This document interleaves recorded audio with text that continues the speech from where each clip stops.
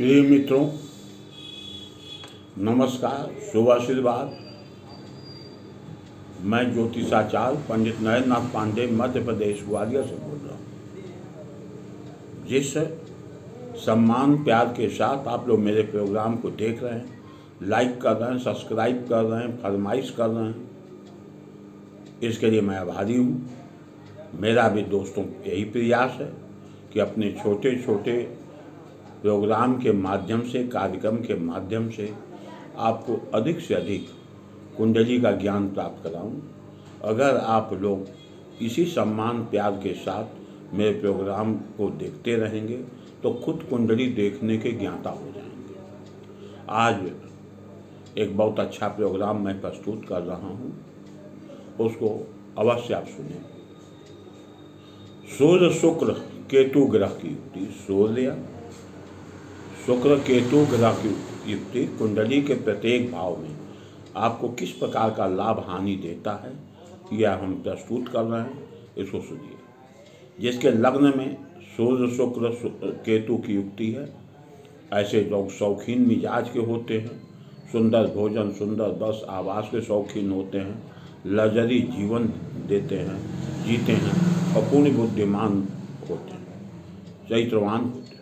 जिसके कुंडली में लग्न से दूसरे भाव में सूर्य शुक्र केतु की युक्ति है, ऐसे लोग अपार उन्नति करते हैं, अपार धन कमाते हैं, स्वयं निर्माण करता है। जिसके कुंडली में तीसरे भाव में सूर्य शुक्र केतु की युक्ति हो, ऐसे लोग आर्थिक रूप से परेशान रहते हैं, माता पिता से कोई धन दौलत नहीं मिलता है, माता पिता के विचारों से मतभेद रहता है और बचपन से ही संघर्ष करते हैं।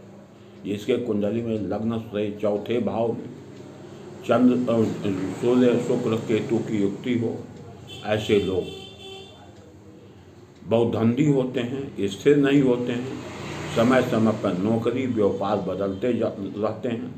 जिसके कारण ये हमेशा इनका आर्थिक उतार चढ़ाव जीवन में बना रहता है। जिसके कुंडली में पांचवें भाव में सूर्य शुक्र केतु की युक्ति हो, ऐसे लोग व्यावसायिक टेक्निकल शिक्षा पाते हैं, अपने शिक्षा के द्वारा बहुत कम उम्र में कैरियर बना लेते हैं, किसी पर आश्रित नहीं होते। जिसके कुंडली में लग्न से छठवें भाव में सूर्य शुक्र केतु की युक्ति है, ऐसे लोग हमेशा विवादों में रहते हैं, शत्रुओं से परेशान रहते हैं, बिना कारण केस मुकदमा लड़ते हैं, कभी कभी जेल जाने की संभावना बनती है।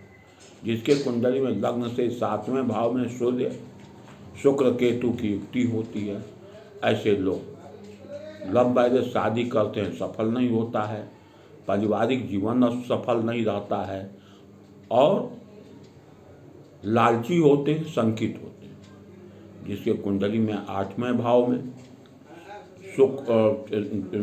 सूर्य शुक्र केतु की युक्ति हो, ऐसे लोग स्वास्थ्य से परेशान रहते हैं, मानसिक रूप से परेशान रहते हैं, विचारों में हमेशा इनके विवाद रहता है, स्थिरता नहीं रहती। जिसके कुंडली में नौवें भाव में सूर्य शुक्र केतु की युक्ति हो, ऐसे लोग रंग से राजा बनते हैं, उद्योगपति बनते हैं, व्यापारी बनते हैं, प्रशासनिक अधिकारी बनते हैं, राजनीतिज्ञ बनते हैं। जिसके कुंडली में दसवें भाव में सूर्य शुक्र केतु की युक्ति हो, ऐसे लोग केमिकल से, ऐसे लोग धातु से, ऐसे लोग ट्रेडिंग के काम से अच्छा धन कमाते हैं और स्वयं के धन को ही अपना मानते हैं। ऐसे लोग कभी असफल नहीं होते, कभी इनकी इज्जत प्रतिष्ठा समाज में बर्बाद नहीं होती। जिसके कुंडल में 11वें भाव में सूर्य शुक्र केतु की युक्ति हो, ऐसे लोग देश विदेश में नाम फैलाते हैं। ऐसे लोग छोटा कार्य करके ऊंचा पद पाते हैं, इनको सरकार से भी ऊंचे पद की प्राप्ति होती है। ऐसे लोग सरकार के काम से सैकड़ों बार विदेश जाते हैं। जिसके कुंडली में 12वें भाव में सूर्य शुक्र केतु की युक्ति हो, इनके चौथेपन अच्छे जाते हैं, इनके संतान योग्य होते हैं, कई जमीन जायदाद के मालिक होते हैं, उदार होते हैं, दयालु होते हैं, गरीबों की सहायता करने वाले होते हैं। ये छोटा सा प्रोग्राम आपके सामने मैंने प्रस्तुत किया।